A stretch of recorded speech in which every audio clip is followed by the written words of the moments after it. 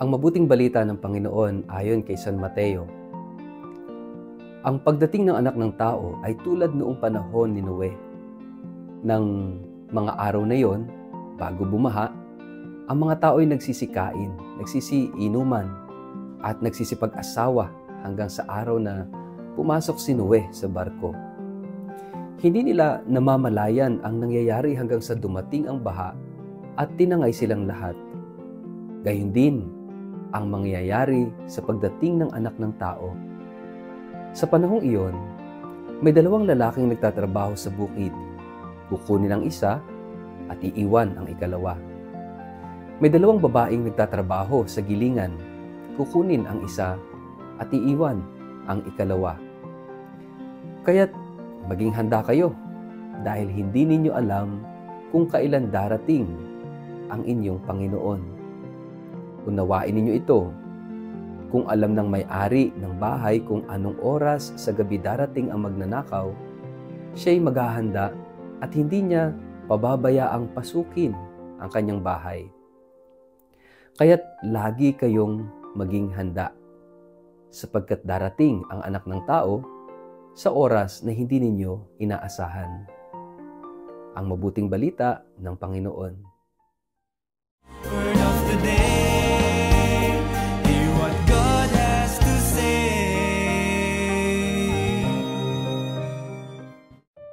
Mapagpalang araw po sa inyong lahat. Kumusta po kayo? Ang ating word of the day ay vigilance.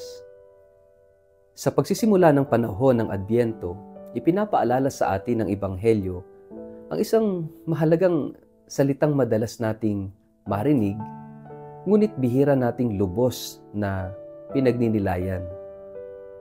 Vigilance o pagbabantay. Isang disposisyon ng puso na hindi lamang basta gising, kundi handang tumugon, mulat sa kilos ng Diyos at matatag sa gitna ng kawalang katiyakan. Sabi ni Jesus, tulad ng nangyari sa panahon ni Noe, ganoon din ang mangyayari sa pagdating ng anak ng tao. Ang mga tao ay abala sa kanilang pang-araw-araw na buhay. Pagkain, pag-inom, pagpapakasal, mga normal na gawain. Ngunit habang sila'y abala sa buhay, dumating ang baha at inabutan silang hindi handa. Hindi dahil sila'y masama, kundi dahil sila'y hindi nagbabantay.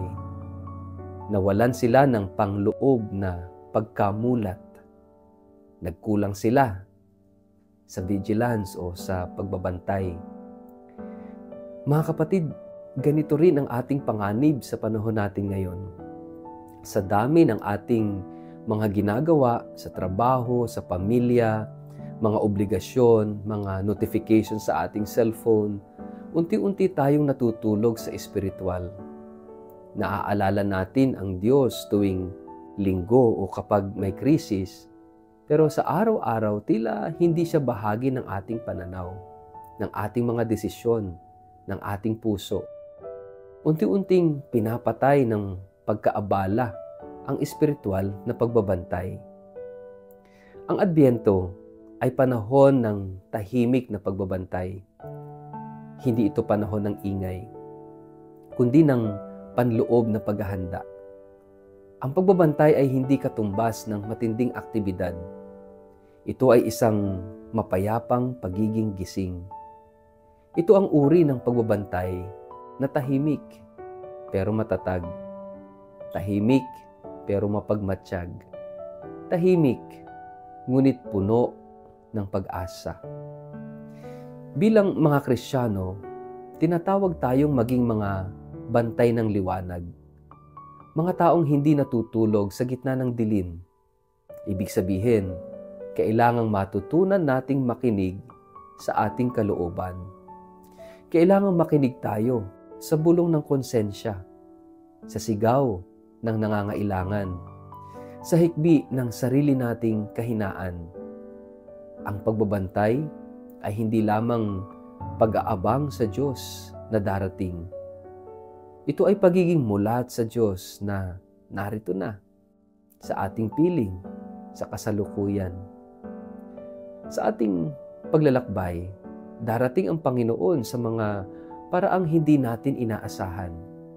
Sa katahimikan ng pananalangin, sa luha ng isang kaibigan, sa kawalang katiyakan ng bukas, sa pagpanaw ng isang mahal sa buhay, sa pananabik ng puso, sa simpleng kabutihang hindi napapansin. Ang tanong, gaano tayo kabantay sa kanyang pagdating?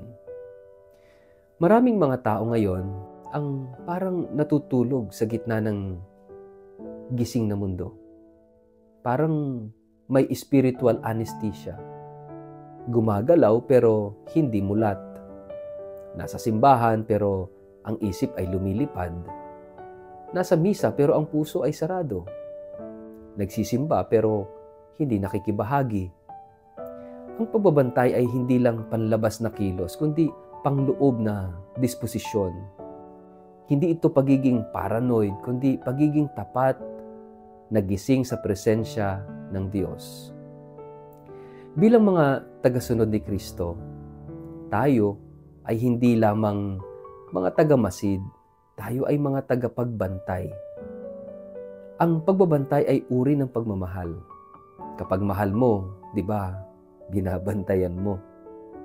Kaya't kung tunay nating mahal ang Panginoon, hindi tayo magiging pabaya. Hindi tayo magiging kampante sa ating sarili.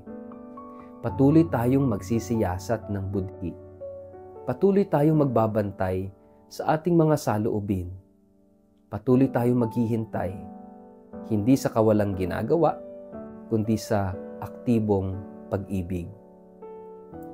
Sa likod ng lahat ng ito, tandaan natin, ang pagbabantay ay hindi lang paghahanda sa isang takot na pagdating, kundi sa isang mahalagang pagdating. Ibig sabihin, ang pagbabantay ay hindi bunga ng takot, kundi ng pananabik. Nagbabantay tayo dahil alam nating darating ang Panginoon. Hindi upang hatulan tayo, kundi upang yakapin, upang tipunin, upang bigyang katuparan ang lahat ng ating inaasam. Ngayong unang linggo ng Adbyento, tayo ay tinatawagan, magbantay kayo. Hindi dahil gusto ng Diyos na takutin tayo, kundi dahil gusto niyang maging gising tayo sa mga sandaling siya'y dumarating. Sapagkat hindi natin alam ang araw ni ang oras, ngunit ang taong laging nagbabantay ay hindi kailanman maliligaw. Mga kapatid, tanungin po natin ang ating sarili. Tayo ay magnilay. Ako ba'y gising o tulog sa espiritual na buhay?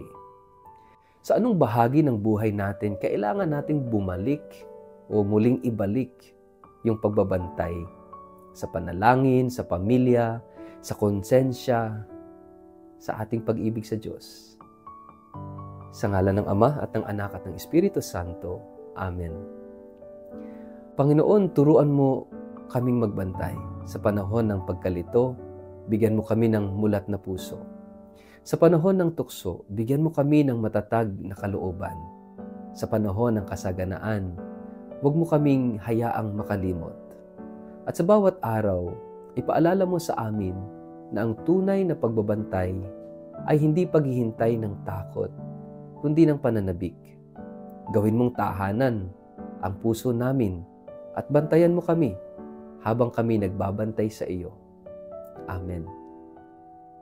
Pagpalaan po kayo't ingatan makapangyarihang Diyos, Ama, Anak at Espiritu Santo. Amen.